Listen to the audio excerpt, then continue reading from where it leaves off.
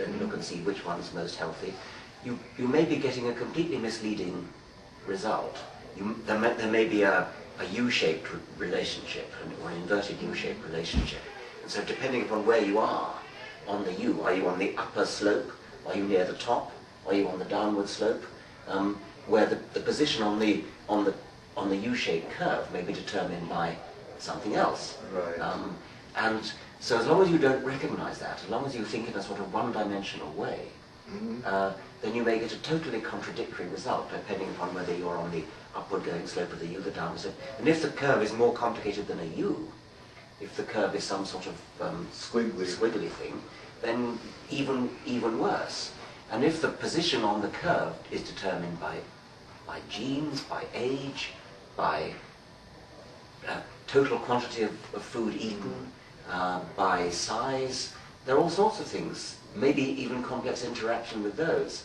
So it shouldn't really be all that surprising that different isolated studies, each of which is thinking in a one-dimensional way, gets apparently contradictory results. How you educate the public, goodness knows, because scientists and doctors aren't that sophisticated about that kind of thing either. I was wondering if the pressure to publish as part of, to advance your own career, is responsible for studies being published a little too hastily, or... Excellent point, and I think especially in medical fields there is enormous competition, and medical science actually, I think, comes out top of the infamous scale of, I mean, there's not a lot of scientific fraud, but such as there is, often appears in medical science, I'm very sorry to say. And I think it's because of driving ambition, which starts in pre-medical school. Well, okay, moving right along. Do you think that it's possible to have life that is not RNA or DNA based? I'd love to know. I often, when I meet biochemists, I often invite them to devise a sort of alternative biochemistry. And the sort of consensus I get is that it's pretty hard to imagine a life that's not protein-based, because protein molecules have this extraordinary property of coiling themselves up into three-dimensional structures which are almost infinitely flexible and variable, which means that any kind of enzymatic activity can be specified by the three-dimensional structure of protein, and as it happens, the three-dimensional structure of a protein can be specified by the one-dimensional sequence of DNA and RNA. So we have in this planetary life form a remarkably powerful and flexible system.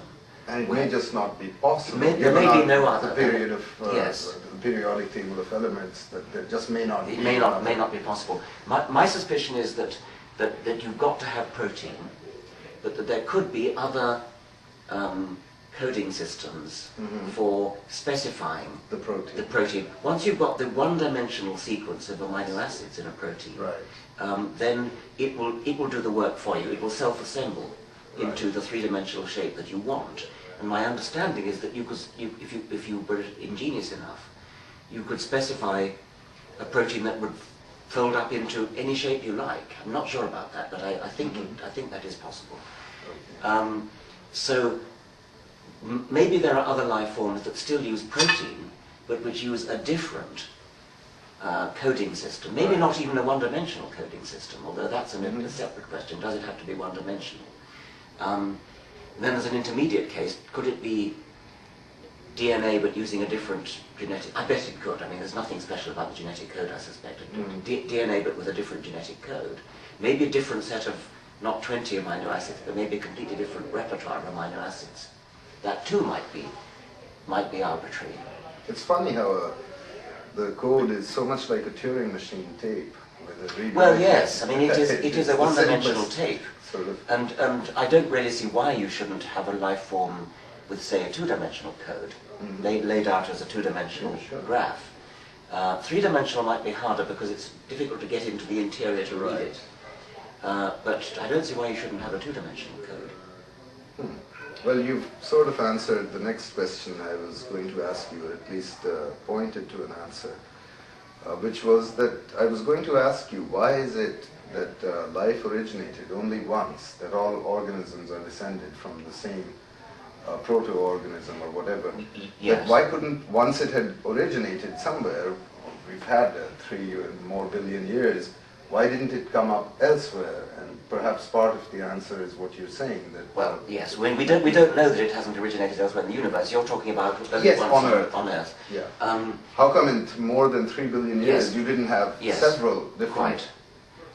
Well, Paul Davies, the physicist, is actively seeking for other forms on Earth. I think he's right. That his point, it's a little bit like Pascal's wager, it's unlikely to be true, but wouldn't it be wonderful if it was, and so it's worth putting a lot of effort into it. Or a bit like SETI, the Search for Extraterrestrial Intelligence, which again is unlikely to succeed, but it would be huge dividends, scientifically speaking, if it were true. So Paul Davies is looking for that. How do you look for that? In strange yes, places, like undersea... Yes, yes, I should have thought so, yes. But I mean, I think one of his points is that not all bacteria have even been looked at. We just assume that all bacteria and all archaea, that all microorganisms we've looked at, all have the same DNA, RNA, protein-based life form. Maybe we should look at more. But I think, as I think he does, the chances of that being true are small. I mean, I think all life on this planet probably is DNA, RNA based. And descended from the same. Because yes, certainly descended from the same, because the DNA code is universal. I mean, so for all that have been looked at, I mean, maybe what we'll discover is a different life form that has DNA but a different DNA code. That would be utterly intriguing. Right. We don't know, of course, that there weren't other life forms that originated and were promptly eaten by bacteria, and that's another fairly likely possibility. But I think the most likely possibility is that the origin of life was itself a very, very, very improbable event.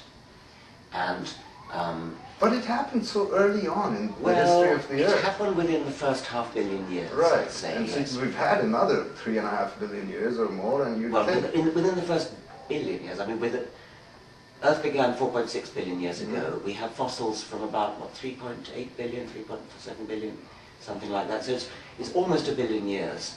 Yes, it's a good point. So maybe it's not that improbable. But then you have the Fermi question, where are they? Why haven't we been visited? Maybe life itself is not uncommon in the universe, but intelligent life that's capable of inventing radio technology, which is the obvious way we would detect it, is uncommon. So maybe there are other barriers. Maybe the origin of life is not a great barrier, but the origin of technology is a great barrier. And so there may be lots of life forms that have broken the barrier of existing in the first place, but not broken the barrier of...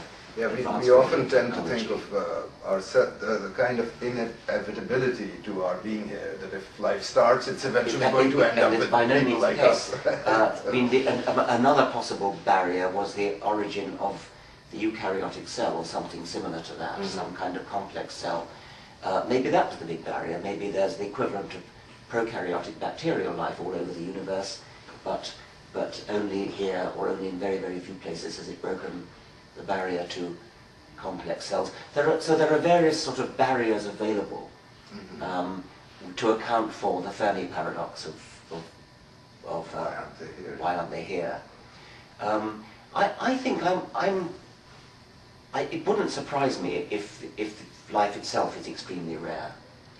After all, I find this a rather fascinating statistical speculation. Suppose life is so fantastically rare that it only has arisen once in the universe. In that case, we know that that one place has to be here, anthropically speaking, it's got to be here. So what that would mean, and it is not impossible, it's actually not implausible, what that would mean is that we are totally and utterly wasting our time even trying to speculate as a chemist about life, how life might have originated. Because any sort of theory that a chemist might come up with could not possibly be that improbable.